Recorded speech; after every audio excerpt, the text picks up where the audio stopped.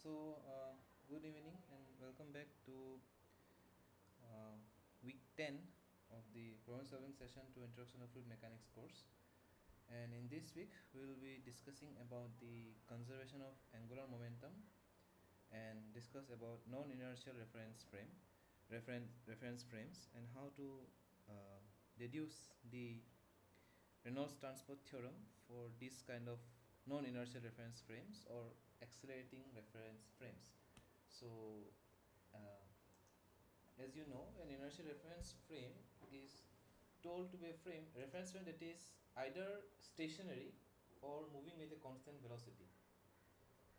And if it occurs that the reference frame is accelerating or having non-uniform velocity, in that kind of scenarios, the reference frame is told to be non-inertial. And this kind of non-inertial reference frame usually occurs when, say, if our control volume is accelerating because of, say, the motion of the fluid.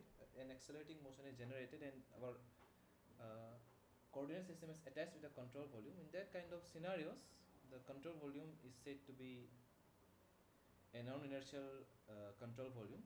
Similarly, again, the other scenario would be if the control volume is rotating. Like if there is any kind of angular motion of the control volume, in those kind of scenarios, we say that the control volume is an non-inertial is control volume can, or we can say, if the coordinate system attached to the moving control volume, in that kind of scenarios we can say that particular coordinate or the reference frame that is attached to the control volume is considered to be non-inertial, okay, or a non-inertial frame of reference. So to understand that, we will discuss some of the derivations that were discussed by Professor Chakraborty in the class. And as per our regular agenda, we will briefly go through the concepts that were discussed by Professor Chakraborty in the class for a quick revision, and then we will try to solve some relevant questions that will be helpful for your assignments as well as your exams. So with that, let us try to begin today's session. So the first discussion that we will do is to understand how to relate an inertial and a non-inertial frame of reference. We do so because our governing equations, say the conservation equation, or that is conservation equation for mass, momentum, and energy, are usually derived from the perspective of an inertial frame of reference, and that makes our analysis a bit simpler. But as I already told you, there might be scenarios where we may have to fix our coordinate system attached to a accelerating control volume. In that kind of scenarios, even though there might be scenarios where keeping the coordinate fixed, for example, if, say, there is a control volume, so there is a control volume and there is a liquid jet coming out of the control volume, okay, that pushes the control volume in this direction, say with a velocity v. So there might be two ways of solving this problem. First would be to solve the problem from the perspective of a stationary reference frame that is denoted as, say, capital X, capital Y, and capital Z. That can be one way to solve this problem. The second way would be to attach a coordinate system to the moving control volume itself. Okay, say small x, small y, small z. Okay, so this might be the two possibilities by which we can solve this kind of problems, and we will see that, or you might have maybe also seen while solving, say, the flow through veins or flow through liquid jets, we usually try to attach our control volume to the moving entity or to the moving parts of the problem. Like if our vein is moving with the control velocity, we usually try to attach our control volume to the moving vein and then try to solve the problem.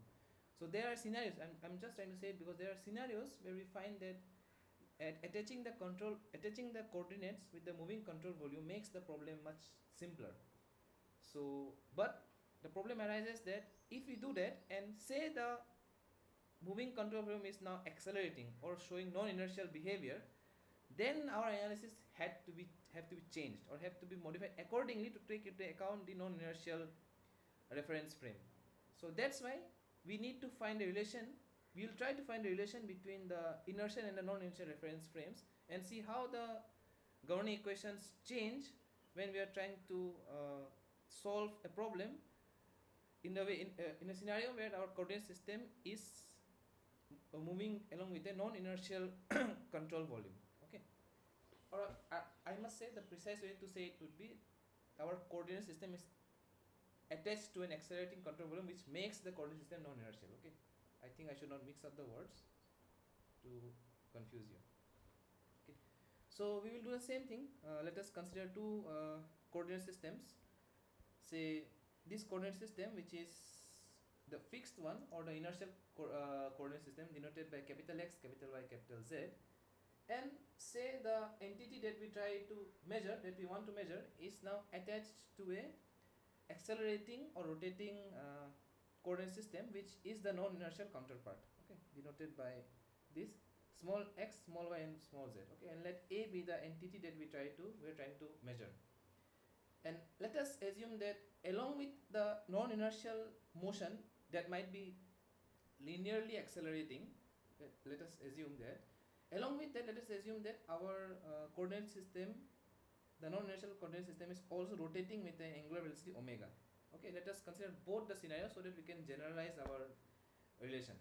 Okay, in that kind of sense, then what happens is that I will just quickly go through it. Mainly the final form of the equation is necessary, but let us just see how it is derived. Okay, so let us say that initially the position of our vector A, that is the entity here, is vector A, say was at a position at this initial position. Okay, now after some time it has rotated with an angle theta.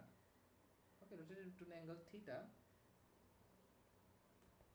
to a position, say A t plus delta t. Okay, after a time delta t, it has moved to a new location A t plus delta t. Okay, then if we reference the radial and the cross radial direction of motion with the unit vectors, say e1 cap and e2 cap, then our change in A, that is delta A, can be represented as A times delta theta e2 cap. Okay, I will show you how it is obtained. It should be actually delta theta, then I should be consistent with the notations. Okay, so you know the length of an arc, right? If a point moves through a circle by a distance of, say, theta, then the length of the displacement is rd theta, right? So similarly, you can assume that this change from A delta t would be A times delta theta. Okay, it's a very first order approximation, but it works fine for this kind of derivations. Okay, it works perfectly fine. Of course, there might be some kind of error because it's a straight line right now rather than arc, but still it works fine when we are considering for small delta t. So it essentially works perfectly fine. Okay, then so the change in A, that is delta A, would be A times delta theta e2 cap, primarily because the change is along the cross radial direction. Okay, then dA by dt would basically be this times delta t, where delta divided by delta t, where delta t tends to 0. Then we will have A e2 cap limit delta t tends to 0 delta t by delta theta by delta t, where this term delta theta by delta t essentially represents the angular velocity omega. Okay, now we see that other way around to represent this would be, let us say, if omega is our angular velocity and A is our entity that we want to measure. Okay, then we know that if our entity is along the xy plane, say e1 e2 cap plane, then the corresponding angular velocity would always be along the normal direction, normal to the plane where our vector is placed. So omega cross A will give us result. So omega will always be in the direction of e3 cap, which is perpendicular to e1 and e2 cap. Then omega e3 cap cross A times E1 cap would give us omega A E2 cap. Why? Because E3 cap times E2 cap will be E3 cap times, or cross product of E1 cap will be E2 cap. It is essentially obtained like if say I cap cross J cap is K cap, K cap cross I cap is J cap, and J cap cross K cap is I cap. Okay, I hope this relation is known. So from this we obtain this like E3. If say E3 is K cap and E1 is I cap, then K cap cross I cap will give us J cap, which is E2 cap. Okay, that's how we obtain it. Yes. So this part takes into account the angular motion of the non-inertial reference frame.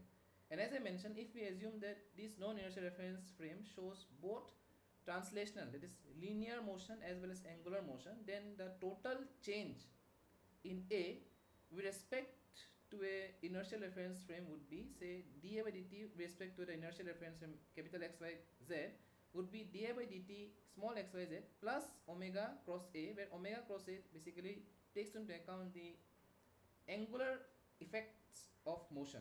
Okay, so this is the basic or first relation between the inertial and the non-inertial reference frames, and this is also known as Chasles theorem. Okay,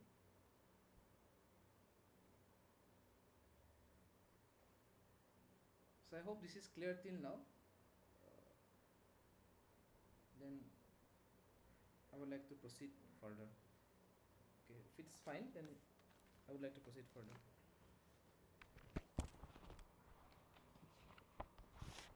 Okay, so it seems it's fine, then let's proceed further. So next is to generalize this even further.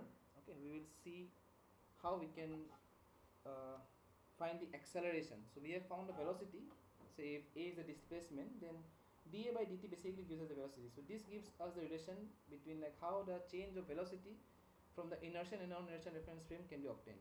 Next is to find the relation for the acceleration, because eventually we want to look into the conservation of linear momentum and angular momentum. In that case, you will see we will eventually end up with acceleration terms. So we want to see how the acceleration can be obtained, or the relation between the acceleration can be obtained for an inertial and a non-inertial reference frames. Okay, so consider the same scenario.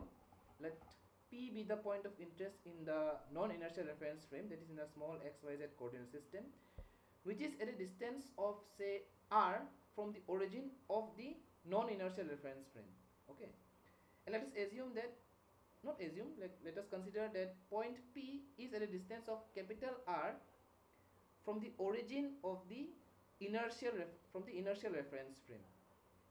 Okay, then from vector addition you can deduce that capital R would be equal to small r naught plus small r.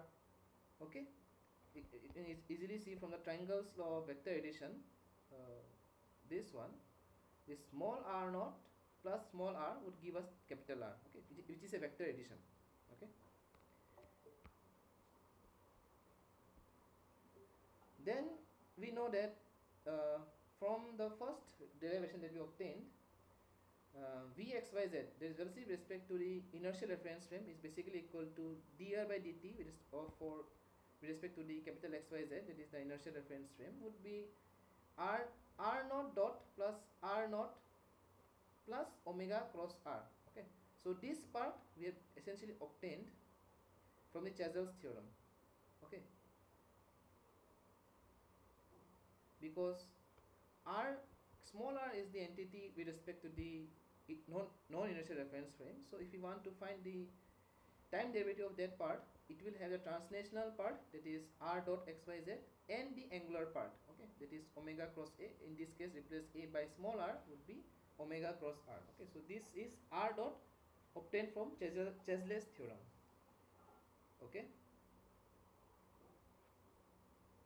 so you can see here that this small r naught dot basically represents the velocity of the control volume from the inertial reference frame. Okay, now we will try to extend it further, that is we want to find the acceleration, so we need to find the second derivative of r. Okay, so we have to take the time derivative of vx y z with respect to t once again.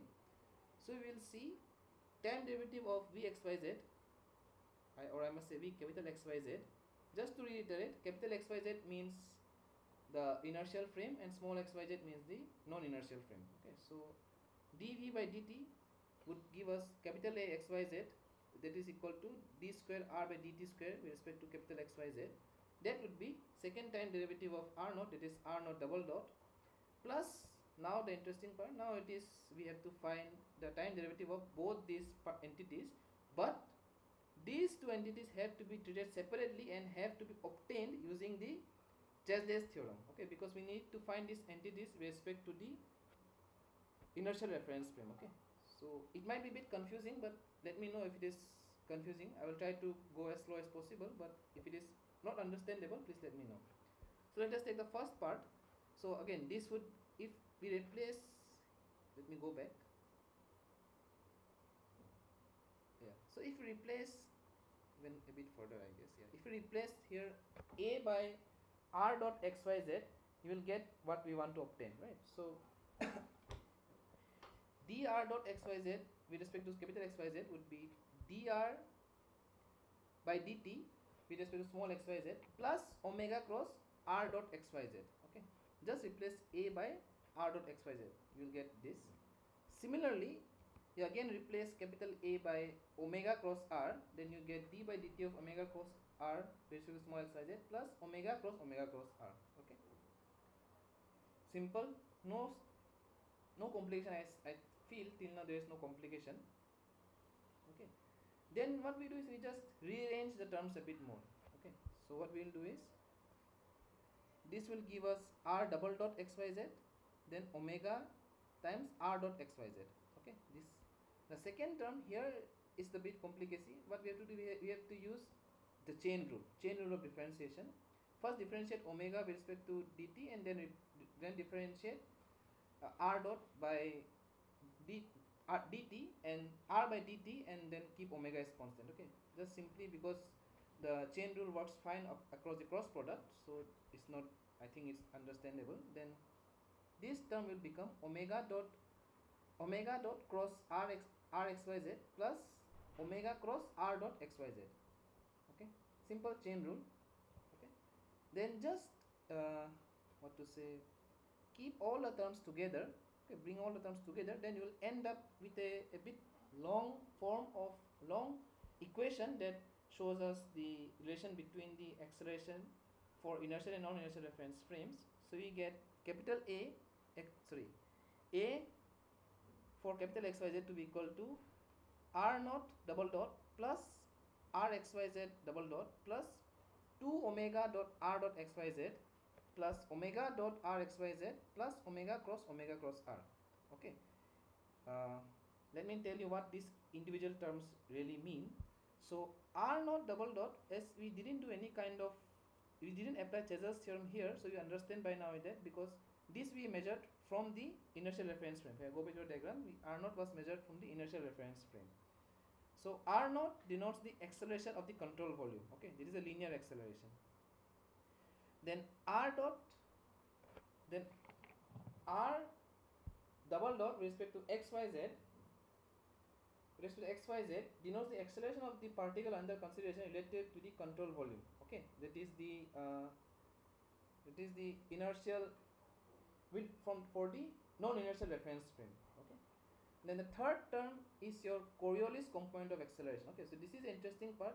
We will discuss a bit more about this. So 2 omega cross r dot xyz, or basically the measurement, or the unit of this Coriolis component of acceleration is basically 2 omega v. Okay, the magnitude turns out to be 2 omega v. So wherever you see the term that has a product of 2 times the angular velocity and the linear velocity, that basically represents the Coriolis component of acceleration. Okay, we will look into it a bit more, but for now you just take it for what I say, that this is the Coriolis component of acceleration. And the final two parts, or the final two terms in the equation, basically represents the effect of angular acceleration and angular velocity on the total acceleration. Okay. Okay, there are no special terminologies or name for these terms, but it basically represents how angular velocity, angular acceleration affects the total acceleration with respect to the inertial reference frame. Okay. So Coriolis acceleration, if I may say, usually is an outcome of a scenario where the reference frame is rotating, as well as there is a translational motion relative to the reference frame. Okay, and the consequence or the large scale consequence of your Coriolis acceleration in day-to-day life is the existence of ocean currents and in the in our Earth, because of the rotation of Earth. So rotation of the Earth generates the Coriolis forces that basically initiates or starts the ocean currents. Okay, so once or if any way possible the rotation of Earth would stop, these ocean currents will also stop. Okay, so for an exercise, I might suggest that you might want to look into a bit more on this Coriolis acceleration and its implications on day-to-day life.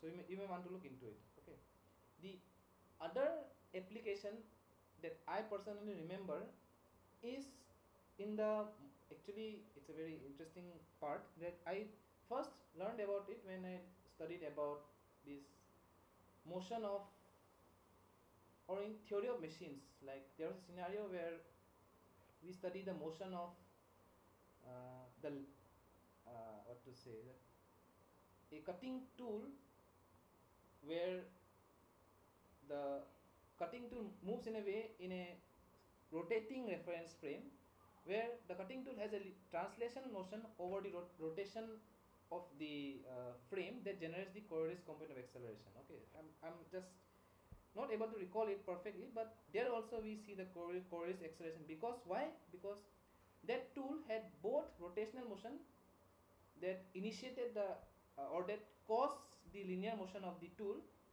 and because both the motions coexisted, that is the angular velocity as well as the linear velocity coexisted together, that's why there was a Coriolis component of acceleration as well, and again it was quantified as 2 omega v. Okay, so you might want to look into it once if possible, but in general the large scale application is basically the ocean currents. Okay, so of course there may be a bit much more further applications if you look into it, but for now I can just tell these two. Okay, so let us proceed further. So what you can do is you can maybe simplify this long equation into a smaller form. Okay, just give me 1 minute.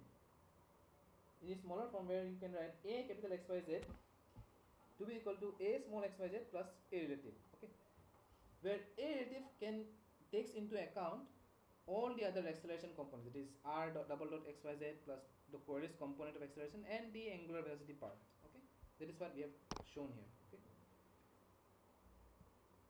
sorry.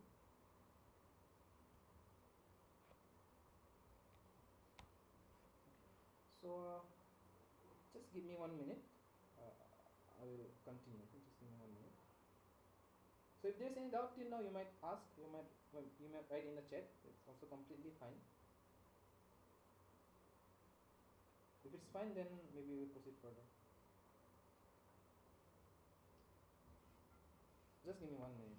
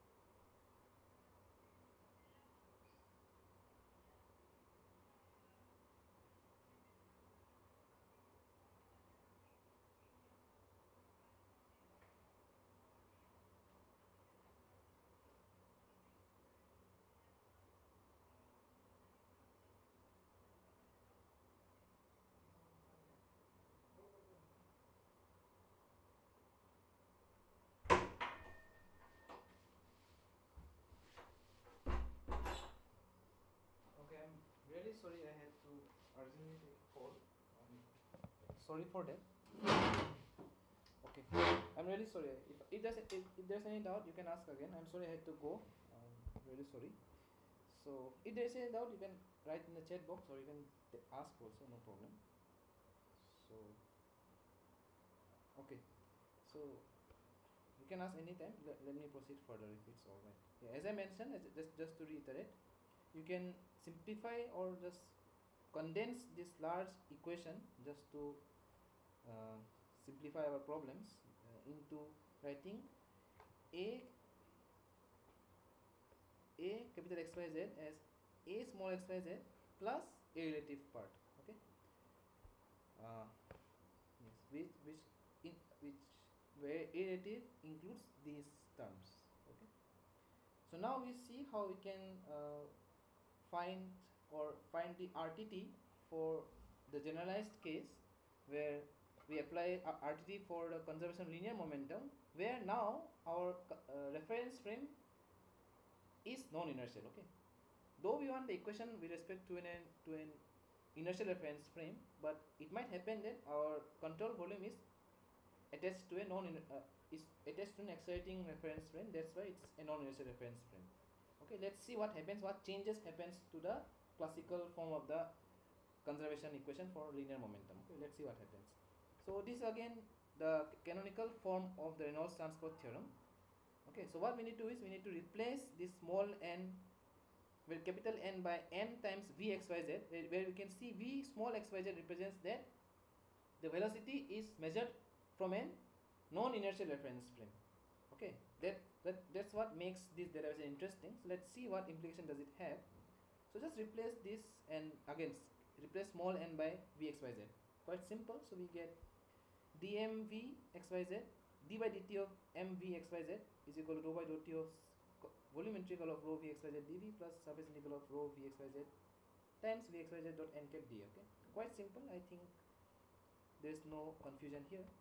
So what we can do is we can again just simplify this term as say m v xyz can be written as integral of dm v xyz. Okay, it's just a simple modification, or where dm is rho times dv. We do it why? Because it might happen that different points of the system may have different velocities. Okay, in very complicated scenarios, but just to have a generalized expression rather than writing it explicitly as m times v xyz, we consider a scenario where the particles in the control volume where the particles may be moving with different velocities. Okay, because of non-inertial nature. So just to take into that generalized case into account, we write m v xyz as integral of dm v xyz. Okay, where dm is rho dv. So if you just substitute this in the original equation, you will get the LHS of the equation will become integral of dy dt of rho v xyz dv. Okay, now if we consider the control volume to be non-deformable, if you remember, if the control volume is non-deformable, then we can take the time derivative inside the integral. Okay, moreover, since the control volume is non-deformable, then our volume is not a function of space anymore, right? So we can, and velocity is also not a function of space anymore. Then we can convert this partial derivative to complete derivative with respect to time. Okay, so now we have rho times d by dt of v xyz times dv. Okay, dv is basically independent of the time derivative, so it's just like you can treat these two terms separately. Okay, not separate in the sense, what it basically means is that if the derivative can be taken inside the integral, basically means that your control volume is not a function of time, it's just a function of space, and integral is over the entire volume. So there can be only spatial variation in the volume. I'm sorry, there can be only temporal variation in the volume but not spatial variation. Okay, that's why you can take this time derivative inside the volume integral. Both v and velocity only becomes a function of time. Then we have d by dt of v xyz becomes axyz, it is basically acceleration. Yeah, now the thing is, this axyz is the acceleration with respect to the inertial reference, non-inertial reference frame, right? We want to make it with respect to the inertial reference frame.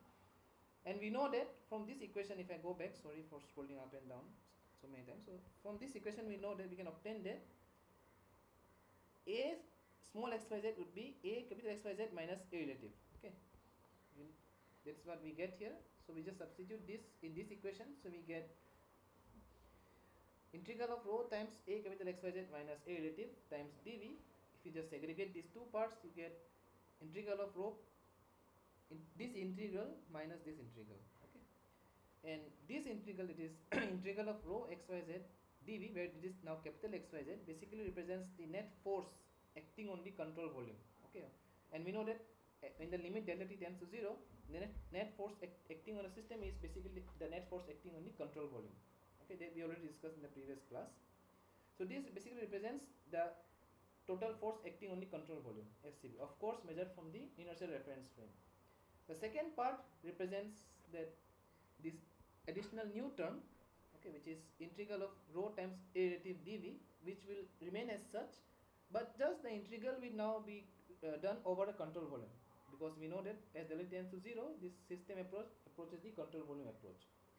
Okay, so if we just plug this equation in the left hand side of the RTT for the linear momentum, we get summation of FCV minus integral of a relative dv, a relative dm, okay, because rho dv is dm, that would be equal to basically the right hand side, initial right hand side, that is dou by dou t of volume integral of rho v xyz dv plus surface integral of rho v xyz times v xyz dot n cap d. Okay, so this part has remained unchanged. Okay, but now you can see that even if you have the entities with respect to a non-inertial reference frame, because you can see that this term, and these terms, all these terms are with respect to the non-inertial reference frame, but still you can obtain the net force acting on the control volume, which gives you the result for a inertial reference frame. Okay, so this is the inertial entity, and these terms all represent non-inertial reference frame. So you see how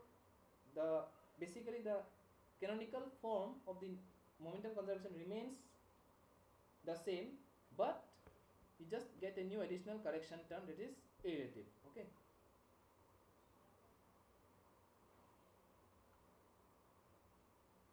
where a relative is again ACV plus 2 omega times this term. Okay, I'm not going to read in each and every term. So yeah, this is equal to 0. Now if a scenario occurs, let us just see whether we get back the original form. If a scenario occurs where the acceleration of the inertial frame is equal to 0, or any angular velocity terms are also equal to 0, then what happens is that makes our inertial frame now non-inertial frame inertial, right? If there is no acceleration of the reference frame and there is no angular component or angular velocity, angular acceleration, then basically the so-called non-inertial reference frame becomes inertial one. So this term becomes equal to 0. All these terms will be 0. So a relative will be equal to 0, and we will basically get back our initial form, or the form of the linear momentum conservation that we discussed in the last class. Okay, it will electrically reduce to that form. So the non-inertial part basically gives us a correction term given by the a relative, where a relative is given by this equation. Okay, we will see some relevant examples that will make the relevance of this term more understandable. Okay.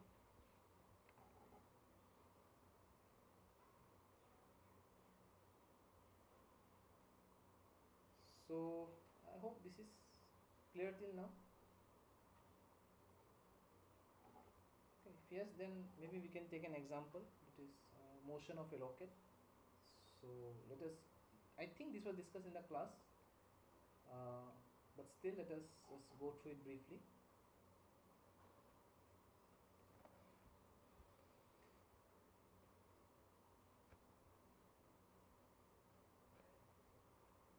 And just a footnote written here, if I'm not missing it. Yeah, so this small vxyz is replaced with relative velocity in place of absolute velocity, and I hope you know why. Because see, because our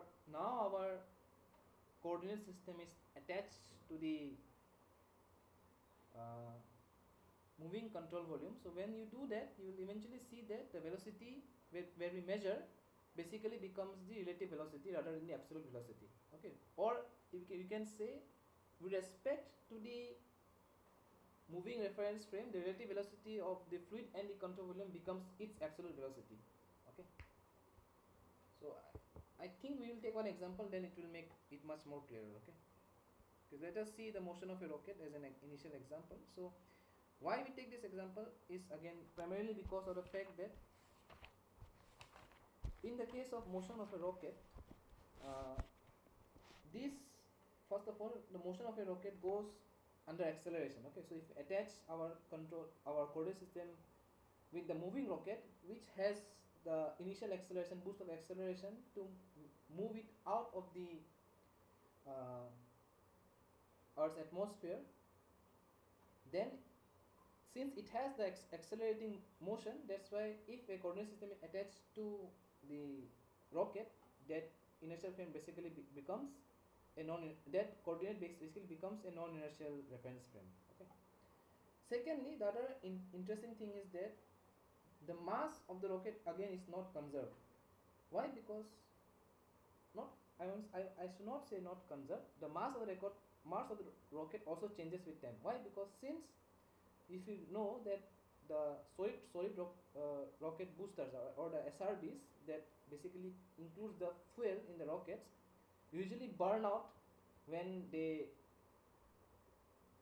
burn out to generate the thrust, and when they burn out basically they evaporate or vaporize, and since they vaporize, the mass of the rocket usually reduces with time. Like if initially there was, I'm just giving a very vague quantity, like initially if there was 10 kg of fuel, okay,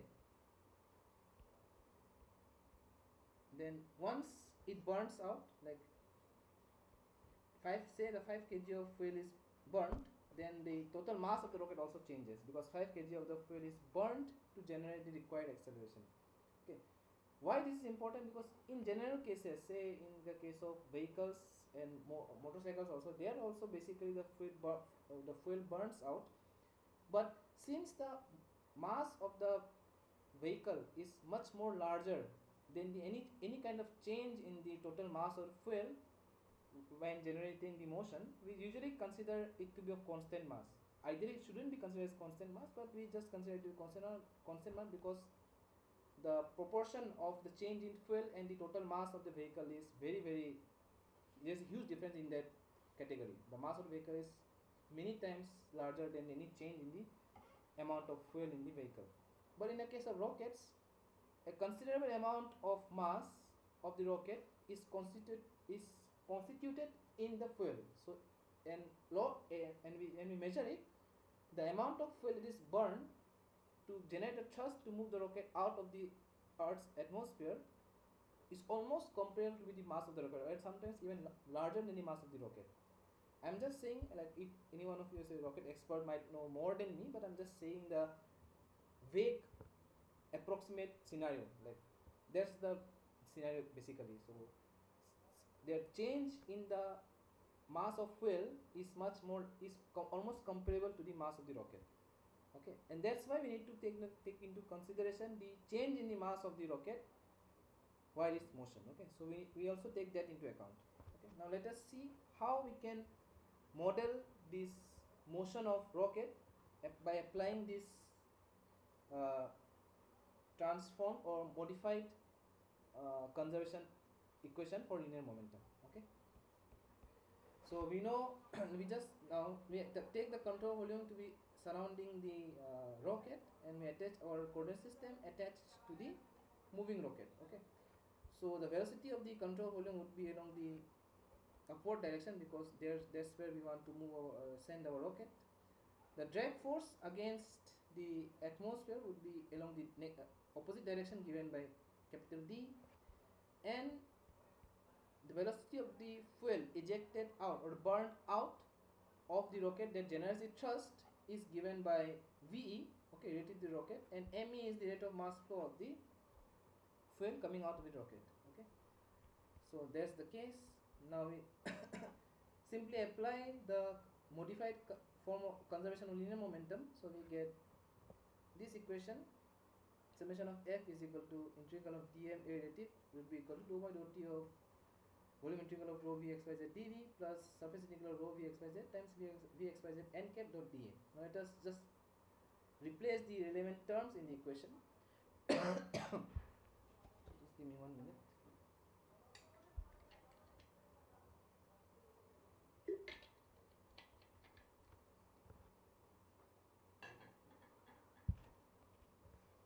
So here the net force that acts on the rocket is basically the drag force and the mass of the rocket. Okay, and both are acting in the negative y direction. Okay, and this capital Y, capital X represents the inertial frame of reference. Okay, so both mass and the drag forces are acting in the negative y direction, so we take it as minus d minus mg. Then this term can be basically reduced to m times dvcv dt. We will come here why we can do that. And in the right hand side we basically have this vxyz, the velocity of the control volume, to be essentially this motion of the fluid coming out of the control volume to be almost constant. We assume it to be constant, so this is constant and density also constant. And if the total volume of the control volume remains constant, then this term in this unsteady term essentially becomes equal to 0. Okay, time derivative essentially of the unsteady term essentially the time derivative of this volume integral part essentially becomes equal to 0.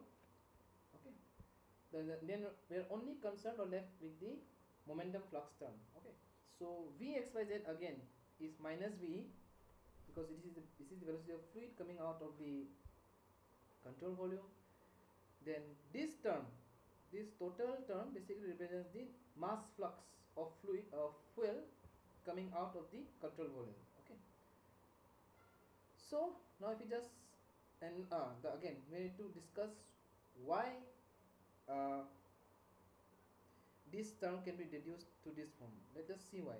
So we know that A relative is acv plus 2 the Coriolis acceleration part and the angular velocity angular acceleration part. Okay, now the thing is since there is no angular motion of the rocket, it basically moves in a straight path in a vertical direction, so all the terms including the angular velocity part or angular acceleration part basically becomes equal to 0. Then we are only left with the acceleration part that constitutes the acceleration of the control volume. Okay, and since the control volume is rigid, all the points in the control volume have the same acceleration, so acv becomes dvcv by dt. So that's why we replace here in the left hand side of the equation.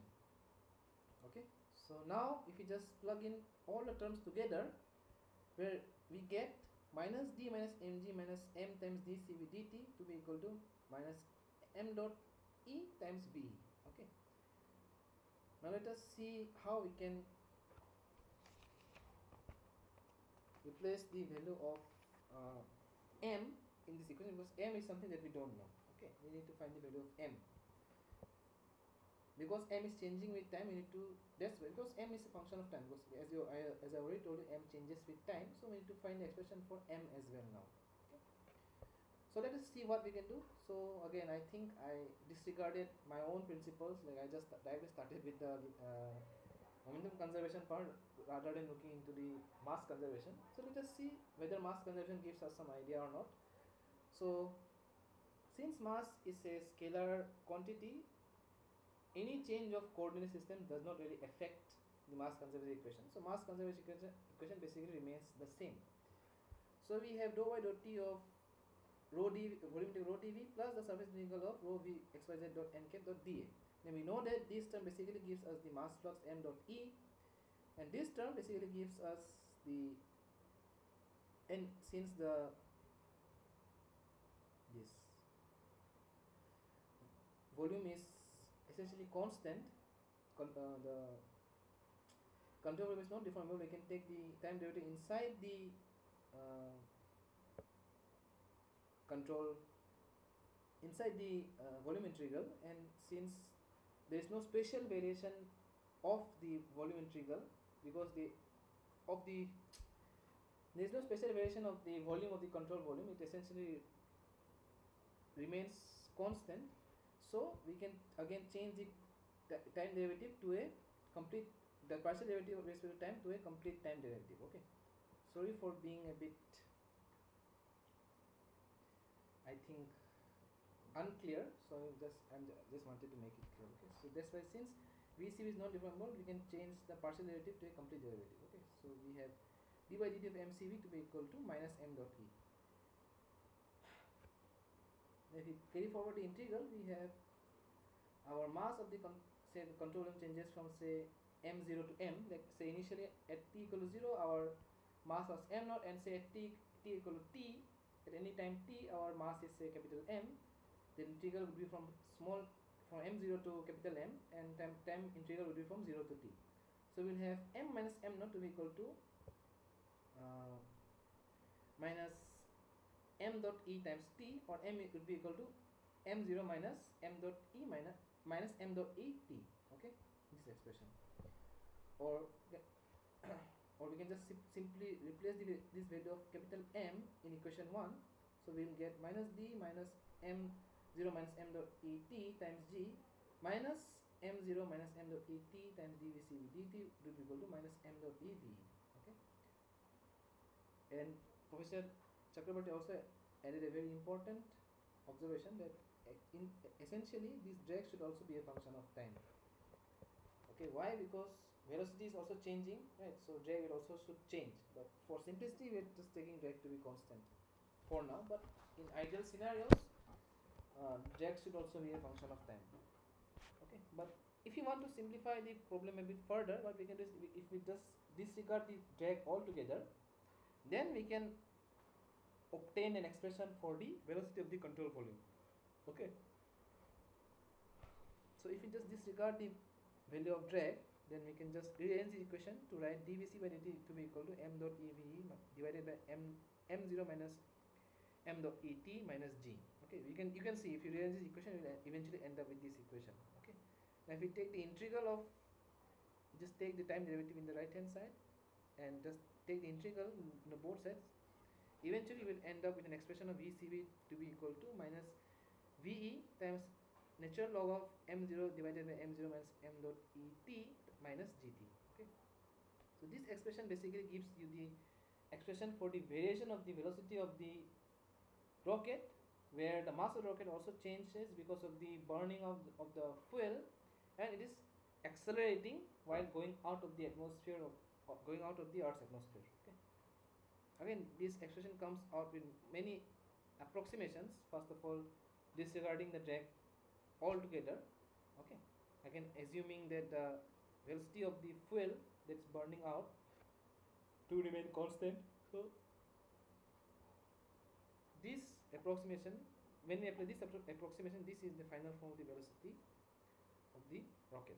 Okay, so I will take 2 minutes to just give you time to digest what you have discussed, and then we will start the conservation of angular momentum.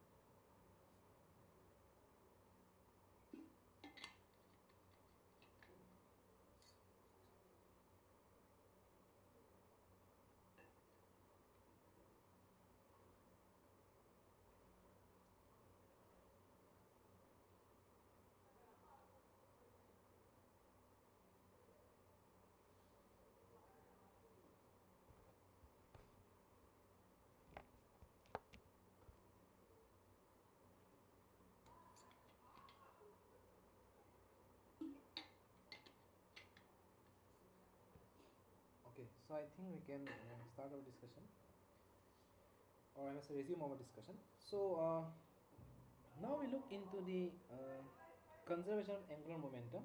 So by the term itself, you will understand that since we are considering the conservation of angular momentum, and since angular motion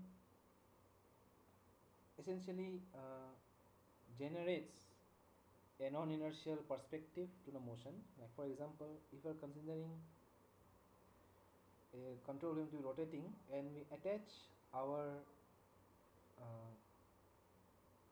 reference frame to the rotating control volume, then in that case the rotating frame of reference essentially becomes a non-inertial reference frame. And that's why when we discuss about conservation of angular momentum, the non-inertial perspective or non-inertial understanding becomes very, very important. Okay, so let us just see what changes does it have on the derivation, on the general form of the RTT. Okay, so we know the canonical form of the Reynolds transport theorem that is given by this equation. Okay, so actually there are a lot of equations to discuss, and I think the students might feel very boring that I keep on reading out each and every terms, but there's nothing we can do. We have to go through each and every term properly to understand the concept, so you can kindly bear with me. Okay, and if there's any doubt you can ask, but we have to go through it for proper understanding. Yeah, so this is the canonical form of RTT. I'm not going through it because you already know. Then for an inertial reference frame, we know that capital N will basically be R cross MV. Okay, so we replace it, and the small n would be R cross V. So replace this in the canonical form of the RTT. So we will end up with this equation, that is d by dt of R cross dmv is equal to dou by dou t of rho R cross V dV plus surface integral of rho R cross V times VR dot n cat dA. Okay. Now, if we consider a general moving reference frame, that is, this equation is for the inertial frame of reference. If we are measuring each and every term from the inertial reference frame, then there is no such change in the canonical form. But if you see, like similar to the linear momentum conservation case, if we placed our control volume or place our coordinate system to the moving control volume which was accelerating, it generated a non-inertial part. So similarly, if we are considering a general moving reference frame which may be accelerating or which is having rotational motion which essentially generates the non-inertial component, then our equation, the governing equation for the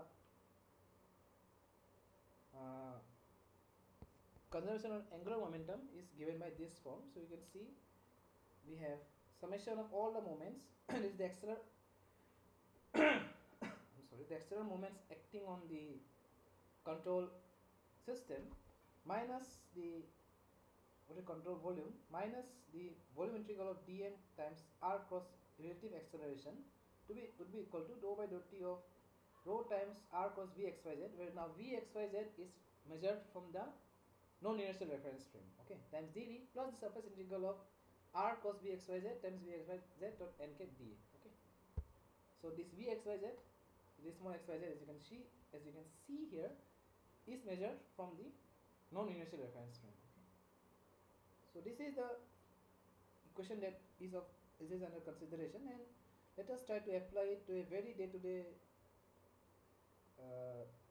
very common day-to-day life appliance, that is the garden sprinkler.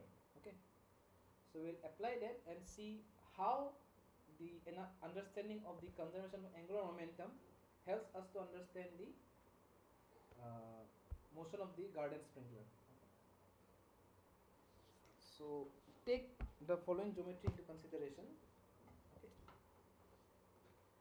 so you can see this is the geometry under consideration, and I misspelled it, so it should actually be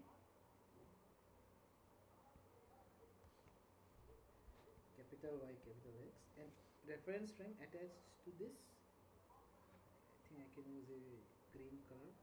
So say this, and this this would be y.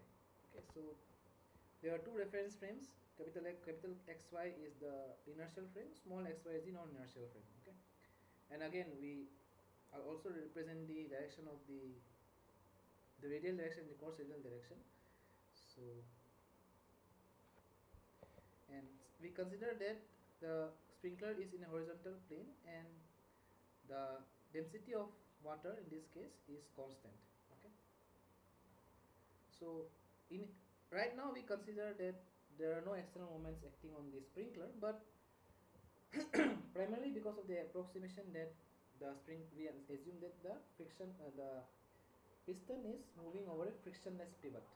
Okay, but in general there can be external moments acting on the sprinkler because of the frictional moment due to the friction at the pivot, and secondly because of the uneven distribution of weight across the pivot. Okay, so these two cases might generate external moments acting on the sprinkler. Okay, and moreover we consider that the sprinkler is of cylindrical shape. Okay, and water is coming out at a right angle with respect to the radial direction of the sprinkler. Just give me 1 minute, okay, to recover, then I will continue.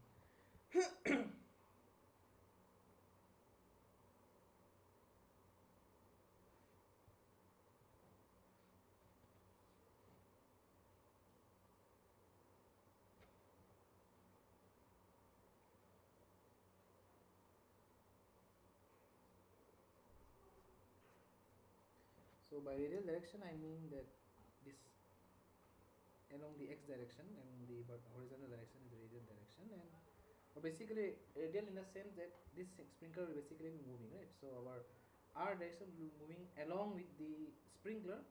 So basically if say this sprinkler has a or distance between the center and the outer edge of the, say the center line of the sprinkler at this point is capital R, then the motion of the sprinkler basically represents a circle. If it rotates, it will basically create a circle. So R here basically, radial direction basically represents the motion of the fluid from the center toward the outward direction. So this motion of fluid in this direction basically represents the radial direction. So that's why I represent it as coordinate R. Okay. So since there are no n, volume of the cylinder would basically be given as rho times a dr. Okay, if a is the area of the cylinder or the circle in this cylindrical shape, then volume would basically be this area times dr, this displacement of fluid that is here. So it will be area times dr. Okay. So if we consider a moving reference frame, then we have several parts to several components to consider.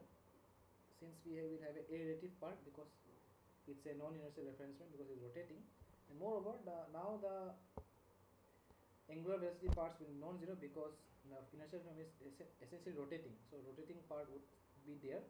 But interestingly enough, the linear acceleration part would be zero because the sprinkler is not having any translational motion. Okay, so the linear acceleration component would be equal to 0.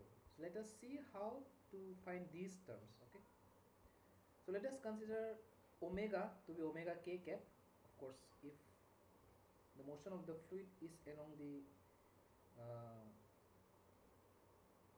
x direction, say, and it is having a motion along the xy plane. Okay, basically showing that any kind of motion, fluid motion, is now essentially in the xy plane, then the angular velocity will always point in a direction perpendicular to the xy plane or the motion where the fluid motion occurs. Okay, so angular velocity will be along the z direction or omega k cap. Then velocity vxyz is basically vr I cap. Now the thing is, now there might be some confusion further, confusion eventually, like we are considering the interaction between the or effect of the rotational motion of the sprinkler on the motion of fluid inside the sprinkler. Okay, so because of the rotation of the sprinkler, basically this water is ejected out of the sprinkler in this direction, and then because of the bend, it bends slightly and then is ejected out. Okay, so even though the final velocity that is ejected out of the control volume is along the y direction, or it should essentially be vj cap, but we are for considering the acceleration components, we consider the motion of the fluid that is affected the most. Okay, so because essentially the length of the fluid inside the sprinkler is more along the radial direction rather than the cross radial direction. Basically the length of the sprinkler along the horizontal direction is much more larger than the vertical direction here. So most of the motion of the fluid is essentially along the horizontal direction, okay, or the radial direction.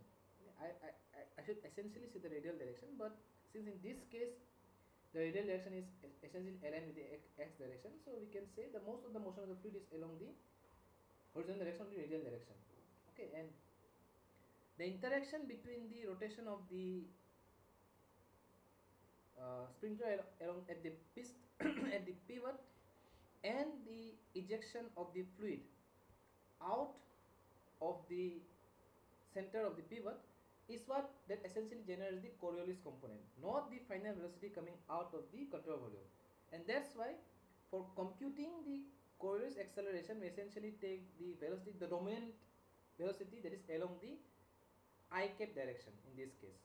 Okay, and if the configuration was a bit different, then we would have essentially, if it was something like this, then we would have might have taken the resultant velocity.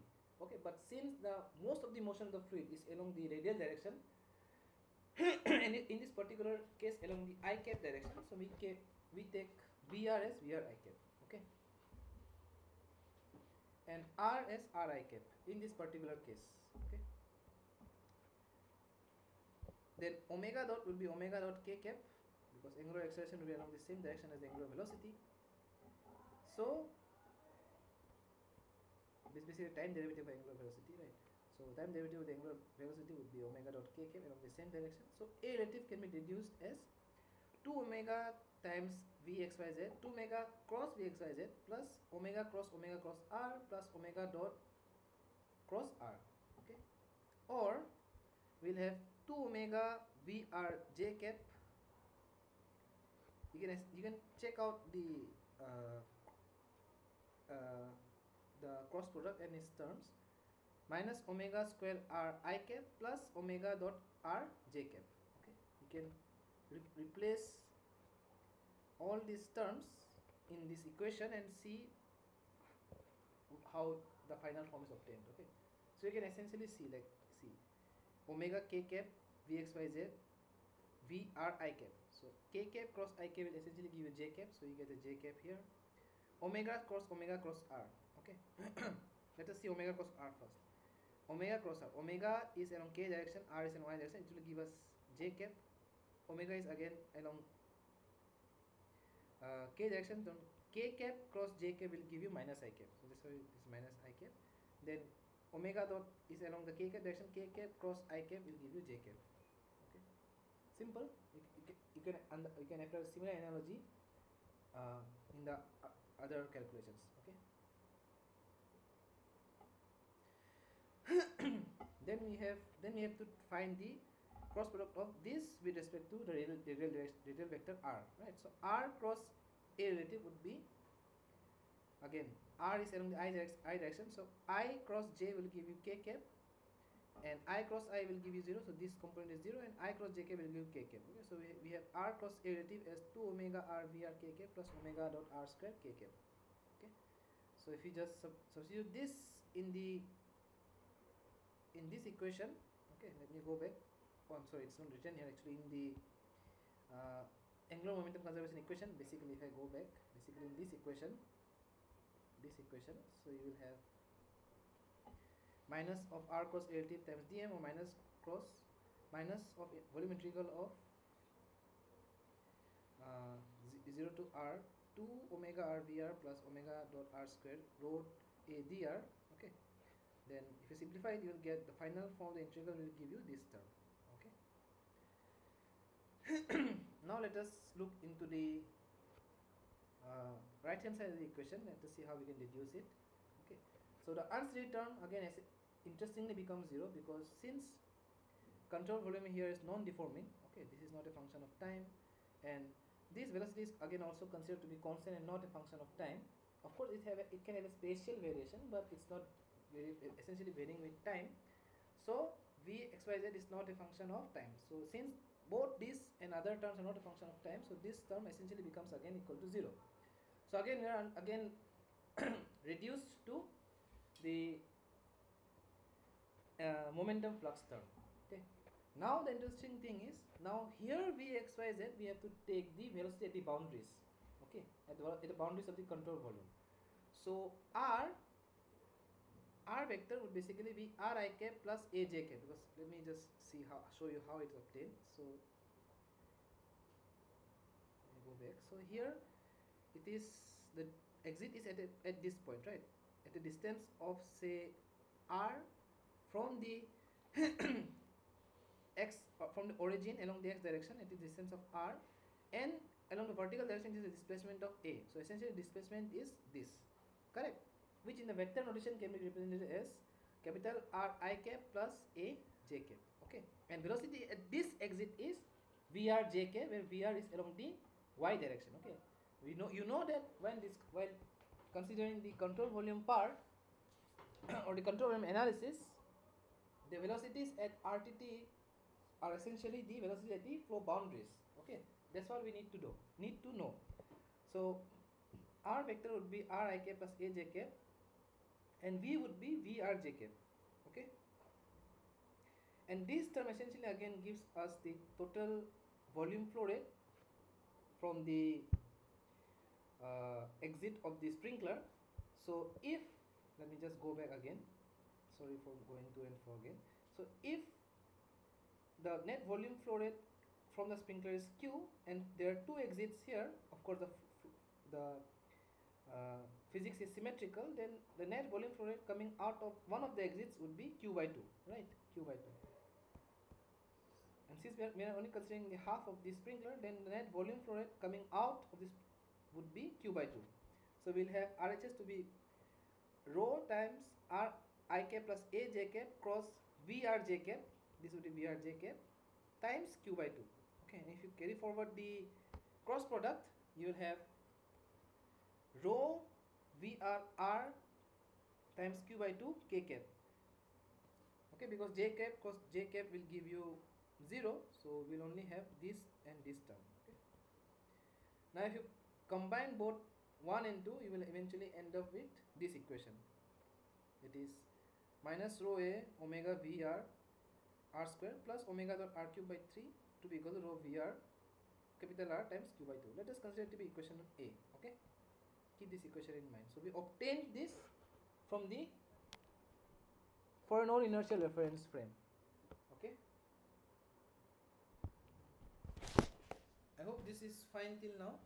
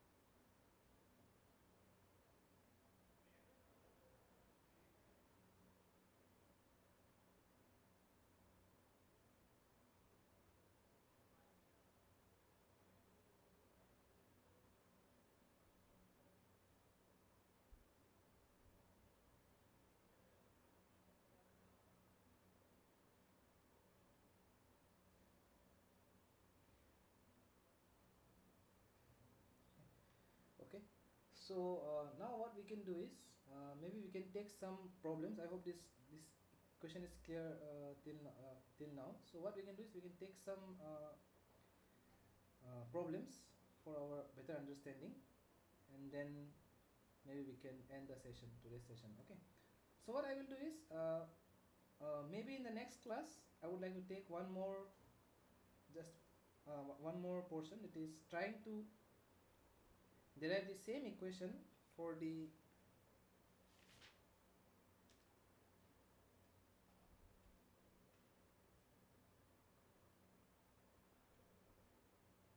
inertial reference frame and see what modifications in the equation are made. Okay, so let us now see some.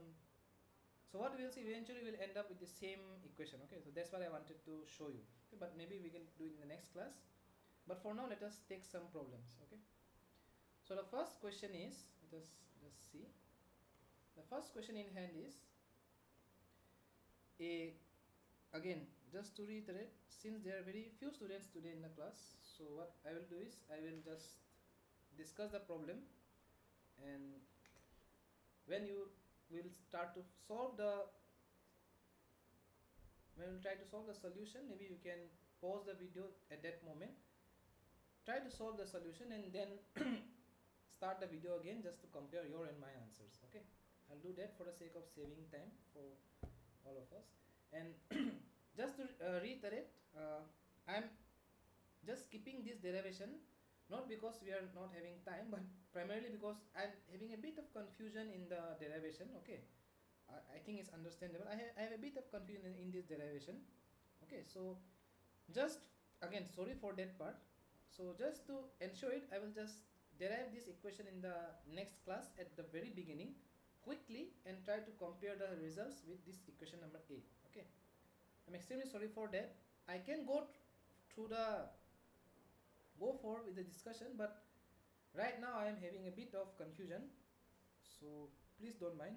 Maybe I will try to clarify it properly in the next class. Okay, just forgive me for that. Maybe we can clarify it in the next class. Okay, so let's discuss some problems. So we have a constant velocity horizontal water jet from stationary nozzle impinges normally on a vertical flat plate as shown in the figure, that rides on a nearly frictionless track.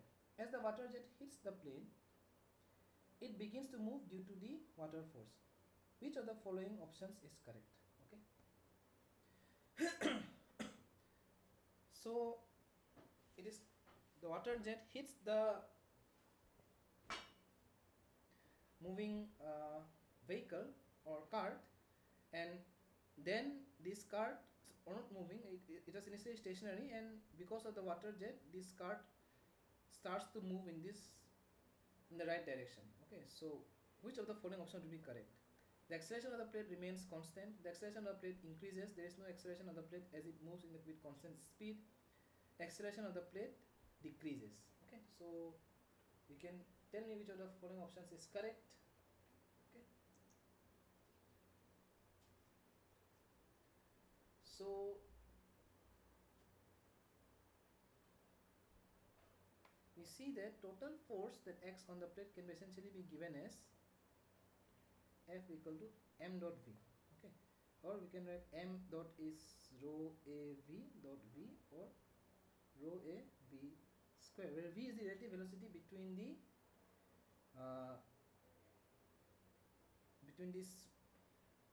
plate or this cart or this vehicle. If we consider the control volume to be this form.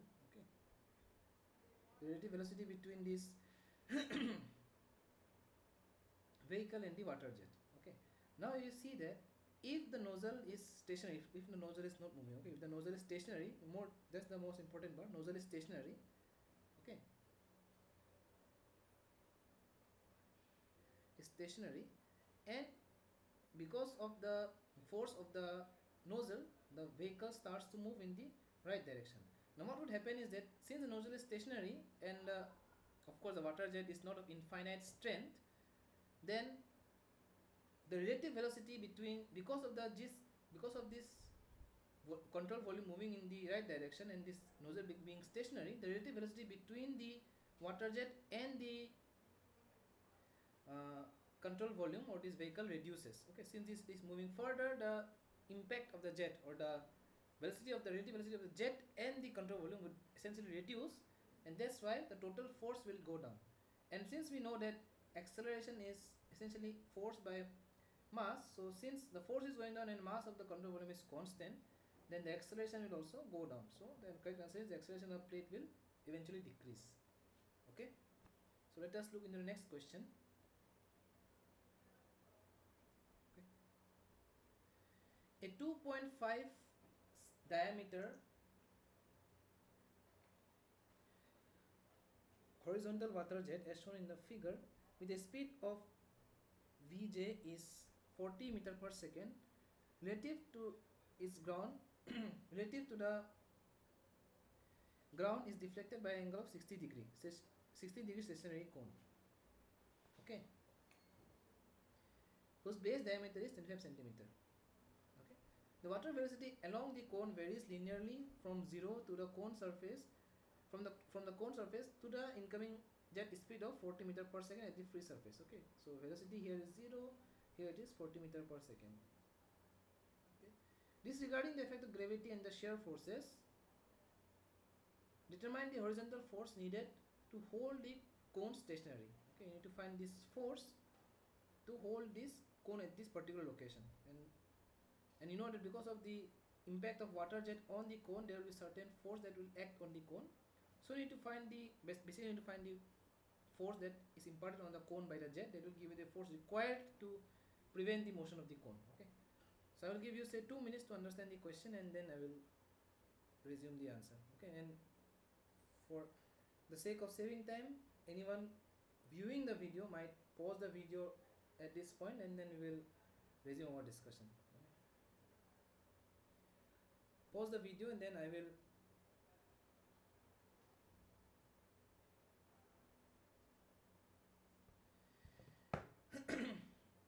show you the answer, and then maybe after completed the answer you can just discuss the compare our solutions. Okay.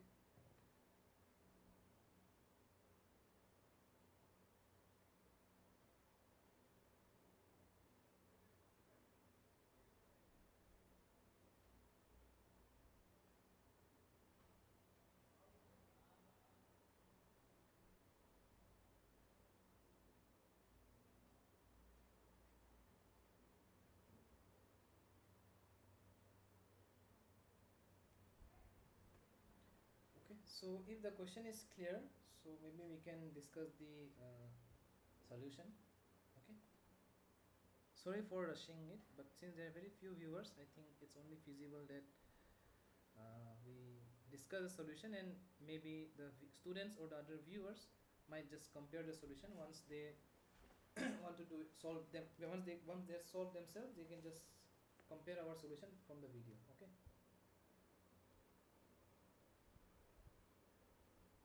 Okay.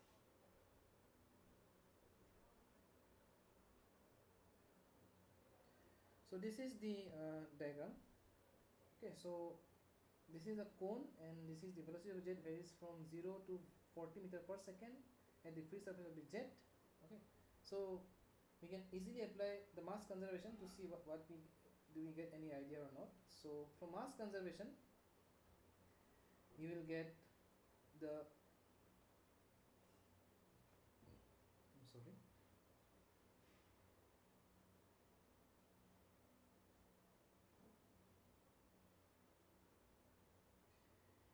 V exit dA to be equal to Vj by 2 times pi d ch.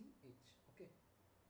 Now you may ask, how did I get there is the net volume flow rate coming out, or the net volume flow rate to be equal to Vc by 2 pi dch. Now you might ask how we have obtained this. Okay, see, let me tell you. Since this is essentially a linear velocity profile, okay, sorry, since this is a linear velocity profile, we see that if we try to find the average velocity of this linear type of linear velocity profile, the average velocity turns out basically to be half of the maximum velocity, that is the velocity at the free surface. So this linear velocity profile can essentially be modeled as something like Vy by h, okay, where y is the distance from the surface of the cone and h is the height of the jet from the surface of the cone to its free surface. Okay, then if we integrate this equation and divide it by the total height of the jet. So if we just integrate it and find the average, you get that the average velocity turns out to be v by 2. Okay, you can just look into this integration for your understanding. Okay, so the velocity, so the mass or the volume flow rate coming out of the exit of this cone, which is basically through these directions, is Vj by 2 times pi dch. Okay, that's first thing. And more importantly, this volume flow rate should essentially be equal to the incoming volume flow rate through the inlet. Okay, so our control volume can be essentially considered by these violet dotted lines. Okay, so our exit is essentially of something like this. Okay, if you just view it from this side, our exit will essentially be of this form. Like this is the cone, and through these lines our fluid is coming out. Okay, and then we should have that the incoming volume flow rate should be equal to the volume flow rate of fluid coming out of this area. Okay, then since there is no mass stored or generated inside the control volume, then for mass conservation we should have the incoming volume flow rate to be equal to the outgoing volume flow rate. Essentially we are doing it to find the value of h. So the incoming volume flow rate is pi by 4 times 0.025 square times 40, that is the area times velocity, would be equal to 40 by 2 pi times 0.25, that is the diameter of your cone, times h, that is the height, or h would be 1.25 millimeter. Okay, if you solve it, you will get h as 1.25 millimeter. Now from again we can find that from momentum conservation you need to find net force. So if you want the net force, you need to apply the momentum conservation. So from momentum conservation you will have the unsteady part again essentially becomes 0 because velocity is constant and the control volume is non-deformable. So in that case your unsteady part essentially, and density also constant, so unsteady part again essentially becomes 0. So the only term that is of importance, that is of significance, is the momentum flux term. Okay, so the net force acting would be the net force that would be acting along the x direction would be the momentum outflux minus the momentum influx. And since we need to find the net force along this net force, we can just take the negative sign, so it will basically be the momentum influx minus the momentum outflux. Okay, I hope it is clear. Then we will have Vj rho Vj times A1, that is the momentum influx, minus V cos theta V rho V pi dc dy. Okay, now you will see, now you may ask why V cos theta. Okay, so essentially because since we are considering the net force balance along the x direction, because this force is acting along the x direction, so we need to find the net contribution of this jet force along the x direction. So this is 60 degree, then the net contribution of this liquid jet along the x direction would be given by V cos theta. Okay,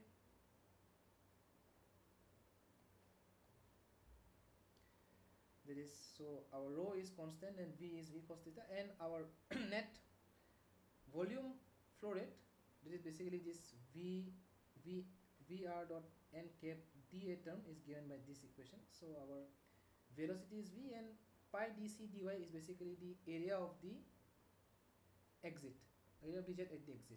Okay, and since our velocity is, and let me again go back, is varying along the y direction, that's why we have to carry forward the integration rather than explicitly writing the volume flow rate. Okay,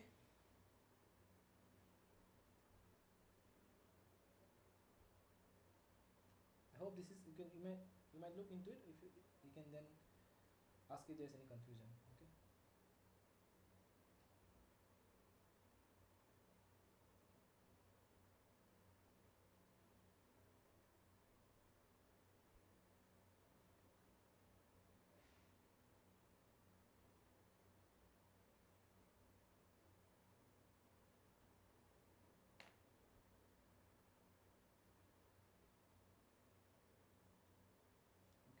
so now you can see that the problem that we have in this equation is essentially that we do not have an explicit expression for V. Okay, we have Vj, that is the velocity of a jet, but we do not have the expression for velocity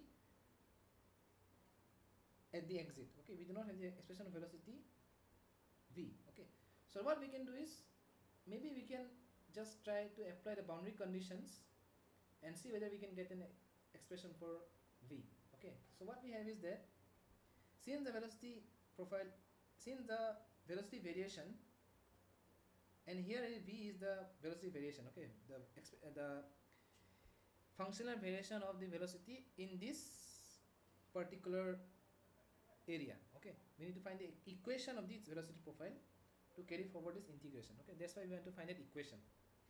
So let us, since the velocity profile is linear in nature, and we essentially again assumed it here in this case, so we can assume the velocity profile to be ay plus b, some ay plus b, that gives us the linear velocity profile.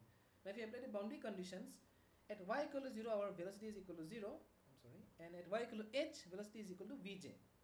Now if you apply those boundary conditions, you will get b to be equal to 0, or vj to be equal to h, or this a to be equal to vj by h. Now then the final expression for v would be vj y by h. Essentially is exactly what we have assumed here. Okay, since vj is 40, velocity of jet is 40 meter per second, and h is 1.25 millimeter, we get the velocity profile v to be equal to 32,000 y. Okay, now if we substitute this value of v in this equation, then you will end up with this final form.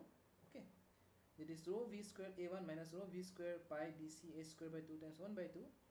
Okay, we just substitute all these terms in the equation.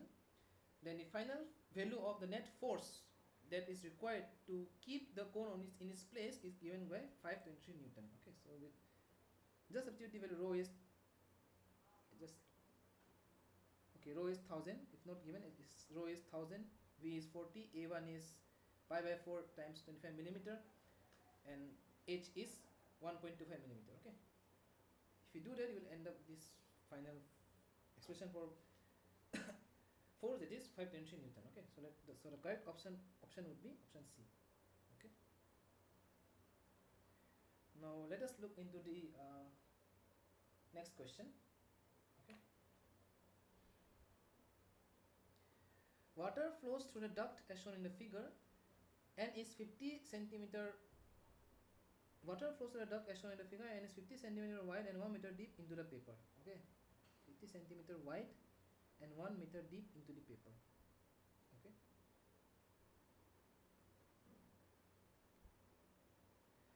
gate BC completely closes the duct when beta is 90 degree. Okay, so when beta is 90 degree, this gate completely closes. So essentially you can understand that this BC is equal to 50 centimeter. This is the height of this gate. Okay, assuming one dimensional flow, for what angle beta will the force of the exit jet on the plate be 3 kilonewton? Okay, so anyone trying to solve, maybe can pause the video now and compare the answers when we discuss it. Okay, so I'll discuss the solution now. Okay, so this is the diagram under consideration. Okay, so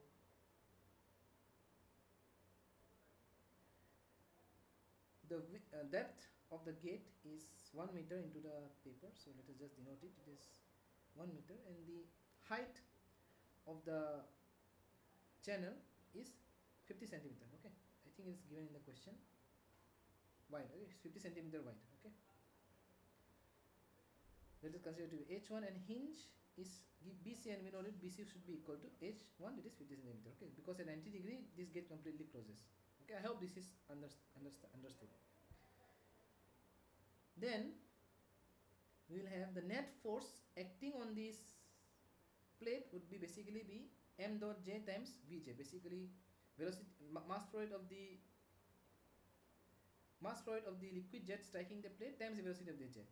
Okay, now this area of the jet would essentially be given by, if this is h1, okay, let me just do it. If this is h1, then this height would basically be, just denote it, I guess.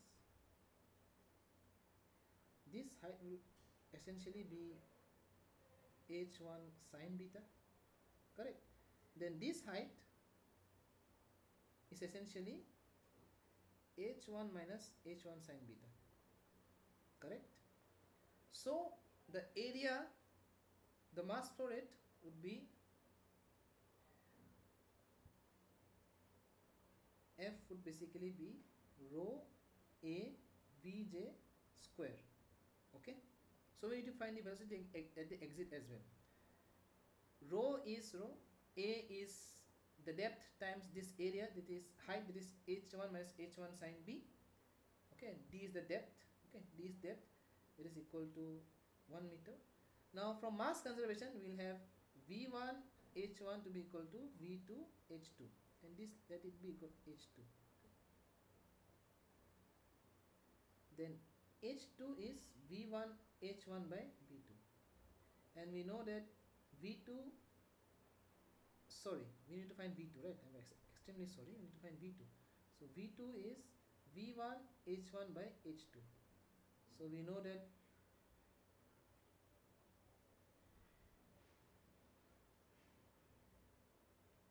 h2 is h1 1 minus sine beta.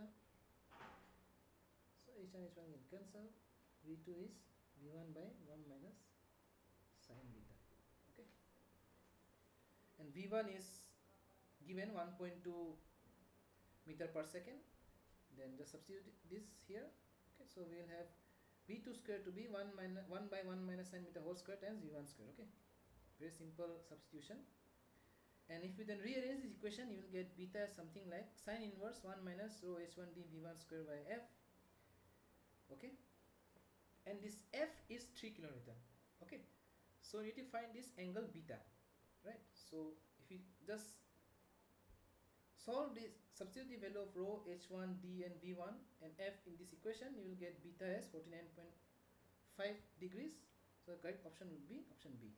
Okay,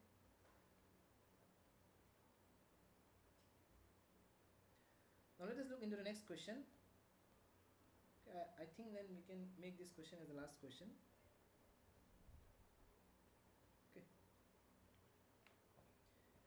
the model car weighs 17 Newton as shown in the figure.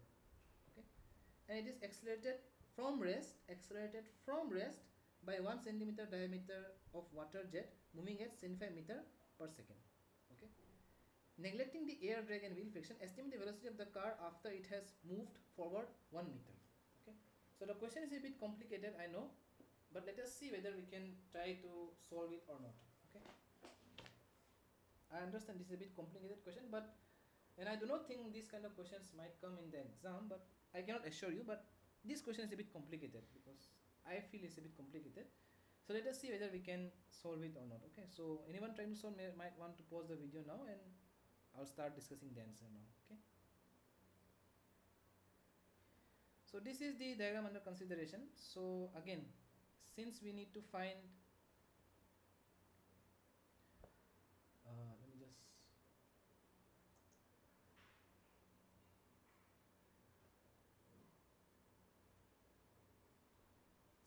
since we need to find the velocity. Okay, and so let us see what we can do. Okay, so I don't think mass conservation will give us anything, because eventually, like basically, if this is the if we choose this as our control volume, then mass of fluid coming in is equal to mass of fluid going out. Okay, so there is nothing we can discuss about the velocity, that too after it has moved 1 meter. Okay, so I think the next step forward would be to apply momentum conservation. Okay, so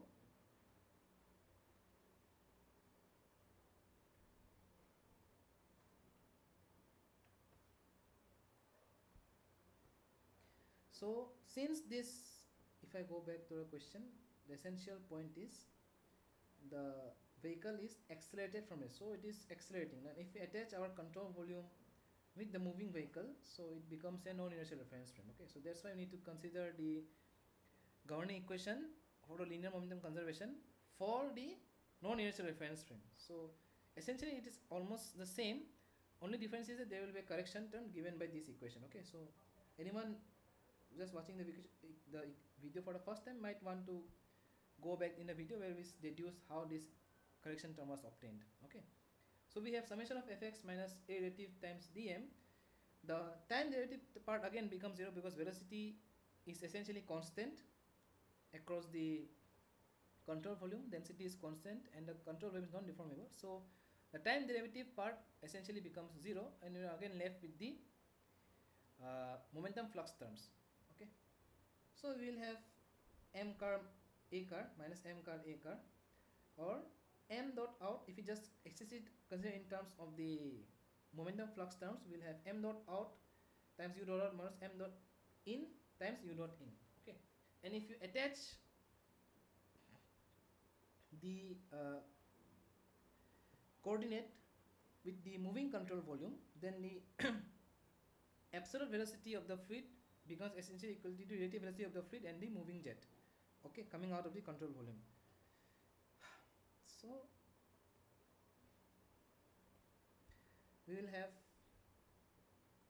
m dot out would be minus m dot out vj minus v, minus sign because even though velocity and the inner normal are along the same direction, but if we consider this to be the positive direction of motion, then the velocity of the exit jet is along the negative direction, so we have the negative sign. Okay, and minus would again be the same, again would essentially be because the area vector and the velocity vector are along the opposite direction, that's why the minus sign exists here. Okay, so minus m dot out vj minus v minus m dot in vj minus v. Okay, that's what we get when we simplify this term. Okay, if there's any confusion, you might write in the discussion forum, we can clarify. Okay, but since there are very few students, I don't really understand what doubt I can clarify, but I'm trying to do as much as possible. Okay, negative sign in the m dot out is primarily because we are considering this to be the positive x direction. Okay, and since the exit jet, even though is having the same direction normal as the area vector, but its net direction is in the opposite direction to the considered direction, positive x direction, that's why this is negative, and this is negative because of the opposition in the area vector and the velocity vector. And for mass conservation, we essentially get m dot out is equal to m dot in, which we consider as m dot. Then we get the net momentum flux to be equal to minus 2 m dot vj minus v. Okay, or m dot is rho a vj minus v, so momentum flux becomes minus 2 rho a vj minus v whole square. Okay, I hope this is understood. So this we can write as m car dv dt is equal to, the minus sign is cancelled out from both the sides, so m car dv dt is equal to 2 rho aj vj minus v whole square. See, this is again obtained as such because there are no linear angular acceleration components, so the only component that is contributing to this non-inertial correction term is the rate acceleration of the control volume. Okay, so now if you simplify this term, just rearrange this term, you will have dv by dt equal to 2 rho aj by m car times vj minus v whole square. Now why we are rearranging as such? Because since we are asked to find the velocity after the car has moved the distance of 1 meter, that's why we need to find relation between velocity and time. That's why we are trying to find an equation for relating velocity with respect to time. Okay, if we consider 2 rho aj and m car as a constant k, then we have dv by dt equal to k times vj minus v whole square. Or if we can rearrange as dv by vj minus v whole square equal to k dt. Okay, now if you integrate this equation, you will get 1 by vj minus v equal to kt plus c. Okay, you can check this integration, just replace vj by minus v as some term, say p, and then do forward the integration. Okay, it's quite simple. Now we know that initially the car was stationary, so at t equal to 0, v was equal to 0. This will help us to find the integration constant c. So once you do that, you find c to be equal to 1 by vj. Okay, or 1 by vj minus v minus 1 by vj minus v minus 1 by vj equal to kt. If you rearrange the equation a bit, you will get v as instantaneous velocity v as vj square minus kt, vj square times kt divided by 1 plus vj kt. Okay, now k is again 2 rho aj divided by m car, where m car mass of the car can be found out as 17 Newton by the extension to gravity, because W is mg, then m would be W by g. Okay, if you substitute this and substitute the relevant terms, that is rho is 998 kg per meter cube, Aj is pi by 4 times 0.01, that is area of jet, diameter of jet.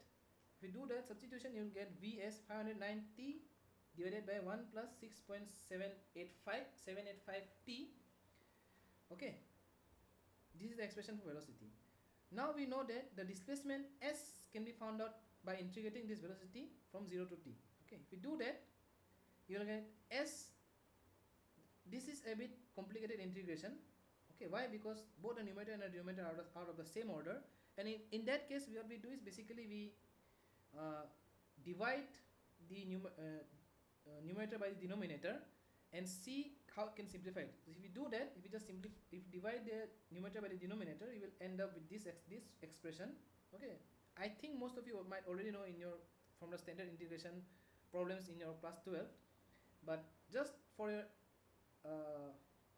help, I have carried forward integration here. If you do that, you will get S to be equal to 75T minus 75 divided by 6.785 natural log of 1 plus 6.785T. Okay, so this is the final form of the displacement S. Okay, now the interesting thing is, now it's the game of correction. Okay, error and trial and error basically. So what you need to do is basically need to find the value of T for which S is equal to 1. So you can see essentially you cannot find the term so easily. Okay, so you have to do some calculations to find the value of T. Okay, so it's a bit problematic, so you can do some trial and error, and after doing so you will get T as 0.0072 seconds. Okay, and if then you substitute the value of T in this expression for velocity, that is here, then you can find the velocity V at that particular moment when S is equal to 1 meter. Okay, so in this case you will eventually find that the velocity turns out to be 24.6 meter per second. You can just check it out. Okay, so I think let us look into this question as well. I think we will make it the last question. Liquid of density rho flows through a certain contraction as shown and exists to the atmosphere. Assume uniform conditions rho P1, V1, D1 at section 1 and P2, V2, D2 at section 2. Find the expression for the force exerted by the fluid on the contraction. P is the atmospheric pressure. Okay, so this is a diagram under consideration. So again, I will directly discuss the solution since we have very few participants today. So the net force acting along the x direction, again, since we directly apply the momentum conservation, and we see that again the unsteady part is 0, so we again left with the momentum flux terms. So we have the net force acting is, say, F acting along the positive x direction, okay, minus P1 minus PA times A, okay, because net pressure, say, minus P1 minus PA is acting along the negative x direction, so minus P1 minus PA A1 is equal to M2 U2 minus M1 U1, okay, where M1 and M2 is equal to rho A1 V1 because of the mass conservation. Okay, now U2 is minus V2 and U1 is minus V1. Okay, it's already given, it's uniform velocity. So if you just modify it a bit further, you will get the net force acting on the fluid as, take this on the right hand side, as P1 minus PA times A1 times rho A1 V1 minus V2. Okay, now from continuity equation you will have Q1 equal to Q2, or V2 can be expressed in terms of V1 as V1 times D1 square by D2 square. Now if you substitute the value of V2 in this expression, you will get F, the net force acting on a fluid, as P1 minus PA times A1 minus rho A1 V1 square times D1 square by D2 square minus 1. And if you compare it, the final answer would be option C. Okay.